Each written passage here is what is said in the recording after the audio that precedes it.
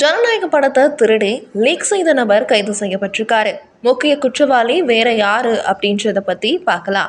விஜயின் ஜனநாயக படம் சென்சார் சான்றிதழ் கிடைக்காத காரணத்தினால கடந்த பல மாதங்களாக ரிலீஸ் ஆகாம இருந்தது ரசிகர்கள் மத்தியில ரொம்ப எதிர்ப்பையும் மற்றும் வருத்தத்தையும் ஏற்படுத்தி இருந்தது. இதை தொடர்ந்து சமீப காலத்துல அதோடைய படம் லீக் ஆயிருக்கு அப்படின்ற செய்தி வலம் வந்துட்டு இருந்தது. சோஷியல் மீடியால ரொம்ப ட்ரெண்டிங்கா போயிட்டு இருந்துச்சு. இதை தொடர்ந்து சமீபத்துல முழு படமும் HD தரப்புல வைரலாகி லீக் ஆயிருக்கு அப்படின்ற அதிர்ச்சி தகவல் ரசிகர்கள் மத்தியில ரொம்பவே அதிர்ச்சியையும் ஏற்படுத்தியிருக்கு.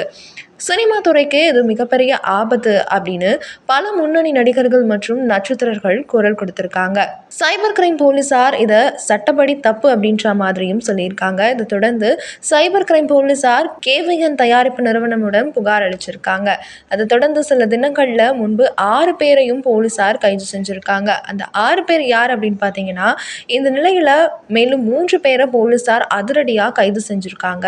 ஜனநாயக படத்தின் எடிட்டிங் நடந்த ஸ்டூடியோவில் நுழைந்த முழு படத்தையும் திருடிய ஒருத்தரை கைது செஞ்சிருக்காங்க அப்படின்ற அப்டேட்டும் வெளியாயிருக்கு.